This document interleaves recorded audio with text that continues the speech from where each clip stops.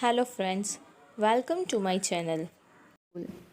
In today's session, we are going to discuss solution of exercise chapter number 4 materials, metals and non-metals subject science standard 8. So, let's start with question number 1. Question number 1 is which of the following can be beaten into thin sheets? हमें यहाँ पे कुछ options दिए हैं. We need to choose appropriate option कि इसमें से किसको हम थिन शीट्स के अंदर बीट करके कन्वर्ट कर सकते हैं. Options are A zinc, B phosphorus, C sulphur and D oxygen. इनमें से किसको हम थिन शीट्स में कन्वर्ट कर सकते हैं? Answer is A zinc because zinc is a metal and generally metals are malleable. उसको हम थिन शीट्स में कन्वर्ट कर सकते हैं and these three are non-metals. Next question is which of the following statement is correct? हमें कौन सा statement correct है वो बताना है. Options are A all metals are ductile, B all non metals are ductile, C generally metals are ductile and D some non metals are ductile. सारे metals ductile होते हैं, इट मीन्स हार्ड होते हैं. सारे नॉन मेटल्स जो है वो ductile होते हैं, या जनरली मेटल्स डक्टाइल होते हैं, या कुछ नॉन मेटल्स डक्टाइल होते हैं. Which one is correct? Answer is C generally metals are ductile because metals के अंदर भी मर्क्यूरी जो है वो एक्सेप्शनल केस है because it is not ductile. So we can say generally metals are ductile. Next question is fill in the blanks. First one is phosphorus is a very dash non-metal. Phosphorus क्या है? It is a non-metal, but कैसी है? That we need to say. It is very reactive. So answer is reactive. Next is metals are dash conductors of heat and dash. Metals जो है वो heat के और दूसरी किस चीज़ के लिए कैसे कंडक्टर्स है? Metals are good conductors of the heat and electricity because heat जो है उसको ट्रांसफ़र करते हैं मेटल्स एंड इलेक्ट्रिसिटी को भी पास होना अलाउ करते हैं. Next question is iron is dash reactive than copper. Iron जो है वो कॉपर के कंपेयर में ज़्यादा रिएक्टिव है या कम, ये हमें बताना है. The iron is more reactive than copper. Next one is metals react with acids to produce dash gas. metals जब एसिड्स के साथ रिएक्ट करते हैं तो कौन सा गैस प्रोड्यूस करते हैं? Answer is hydrogen because it produces hydrogen gas. Next question is question number 4. Mark T if statement is true and F if it is false. हमें कुछ स्टेटमेंट्स दिए हैं. वी नीड टू आइडेंटिफाई कि ये true है या false.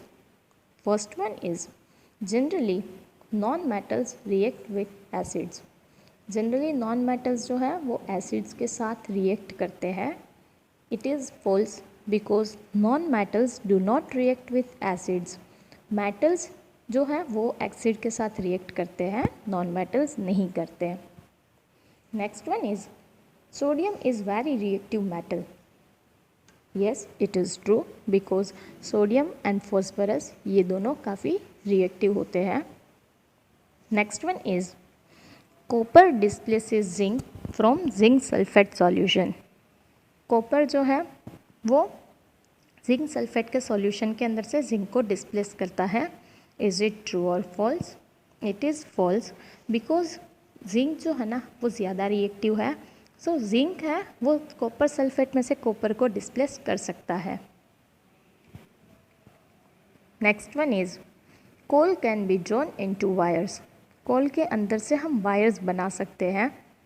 It is false because coal is a non metal and non metal जो है वो ब्रिटल होते हैं. Next question is some properties are listed in the following table.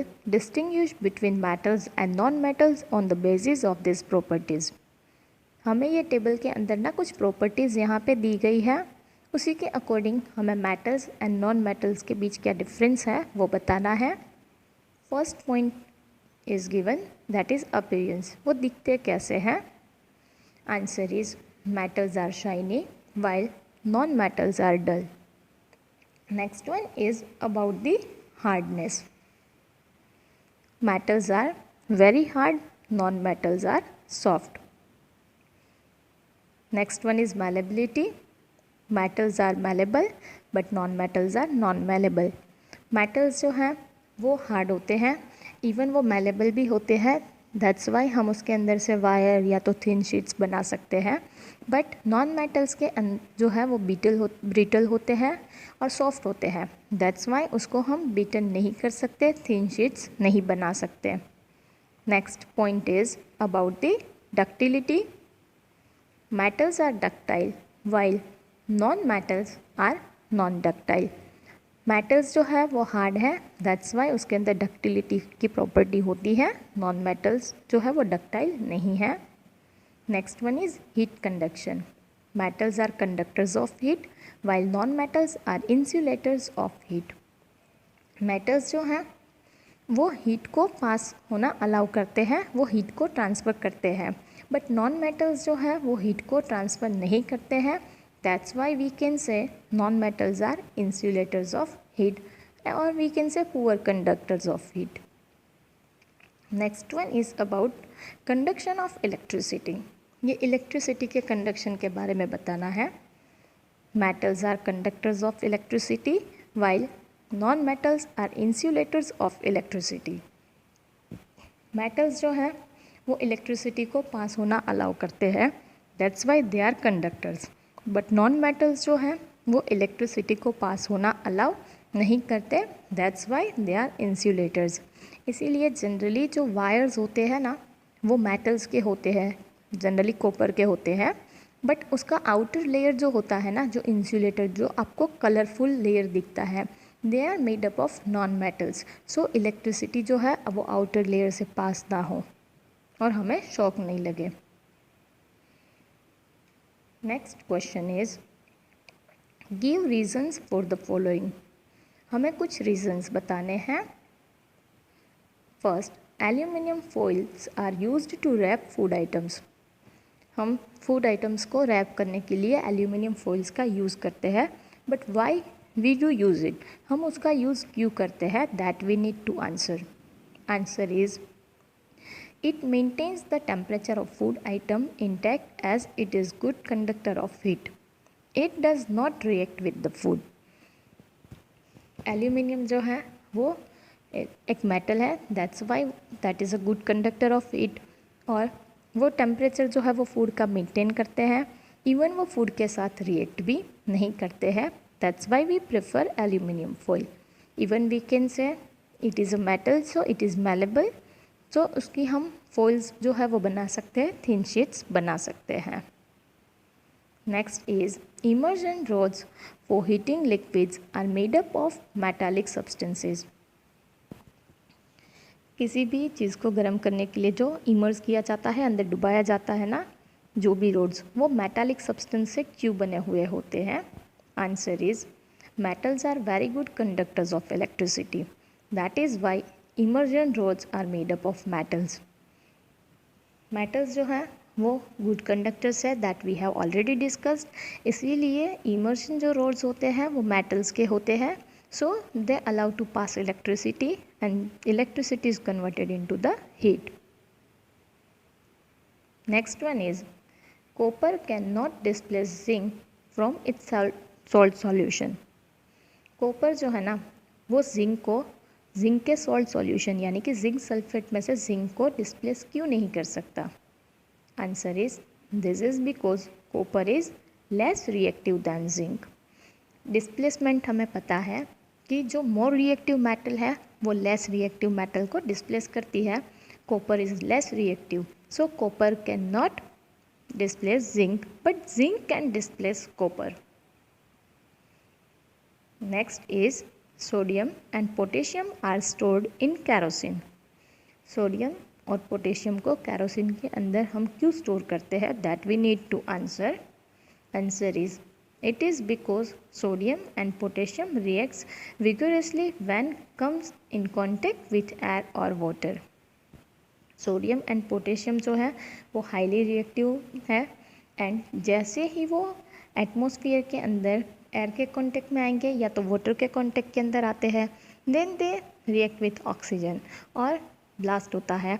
That's why हम उसको जनरली कैरोसिन के अंदर ही स्टोर करते हैं. Next question is, can you store pickle in an aluminium utensil? Explain. क्या हम एल्यूमिनियम के बर्तन के अंदर, एल्यूमिनियम के यूटेंसिल के अंदर पिकल यानी कि अचार को हम स्टोर कर सकते हैं? हमें एक्सप्लेन करना है. Answer is, aluminium is a metal. Metals are more reactive with acids. That is why acidic foodstuffs like lemon pickle must not be stored in an aluminum utensil. Aluminium जो है वो एक मेटल है and we know very well metals जो है ना वो reactive होते हैं एसिड्स के साथ एंड हाइड्रोजन गैस प्रोड्यूस करते हैं. दैट्स वाई कोई भी एसिडिक फूड है या लेमन का पिकल है, कोई भी टाइप का पिकल जिसके अंदर ना सोरनेस होती है, उसको हमें कभी भी एल्यूमिनियम के यूटेंसिल्स के अंदर नहीं स्टोर करना चाहिए. Next is, match the substances given in column A with their use given in column B. हमें column A and column B को मैच करना है. कॉलम ए के अंदर कुछ सब्सटेंसेस हैं एंड बी के अंदर उनके यूजेस दिए हैं like gold, iron, aluminium, carbon, copper, mercury, ये सब डिफरेंट सब्सटेंसेस दिए हैं एंड कॉलम बी के अंदर उनके यूजेस दिए हैं. Answer is gold, it is use to make jewellery. Iron is used to make machineries. Aluminium foils. Aluminium, it means we use it as a foil to wrap food. Carbon is used as a fuel. जैसे कोल है वो एक carbon ही है जिसको हम as a fuel use करते हैं. Next one is copper which is use to make electric wires and mercury is use in thermometers because temperature measure करने के लिए थर्मोमीटर के अंदर मर्क्यूरी का यूज़ होता है. Question number 9 is, what happens when dilute sulfuric acid is poured on a copper plate? Copper plate के ऊपर जब हम डाइल्यूट सल्फ्यूरिक एसिड पोर करते हैं, डालते हैं, तब क्या होता है? Answer is, when sulphuric acid is poured on copper plate, copper sulfate is formed and hydrogen gas is evolved as per the following chemical equation.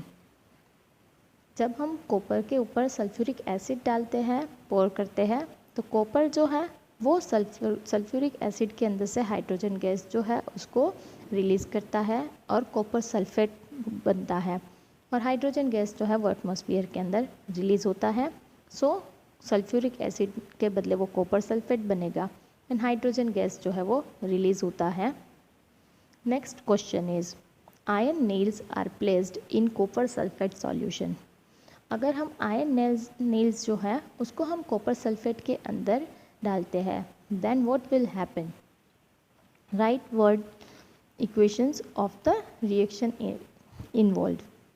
Answer is, when iron nails are placed in copper sulphate solution, copper is displaced by iron. Iron nails जो है वो जब हम copper sulphate के solution के अंदर डालेंगे तो आयरन जो है वो कॉपर को डिस्प्लेस करेगा because it is more reactive.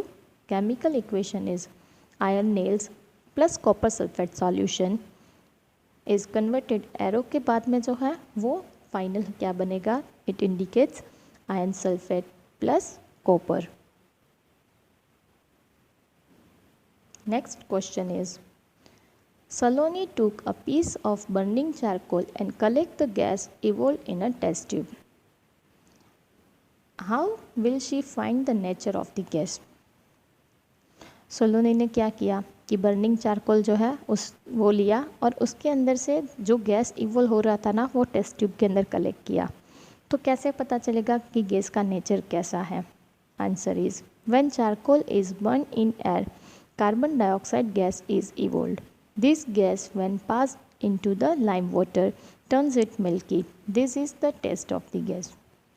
Charcoal को जब बर्न किया जाता है तो उसके अंदर से कार्बन डाइऑक्साइड गैस रिलीज़ होता है और ये जब भी कार्बन डाइऑक्साइड गैस को हम लाइम वाटर के अंदर से पास करते हैं तो वो लाइम वाटर जो है वो मिल्की कलर का बनता है।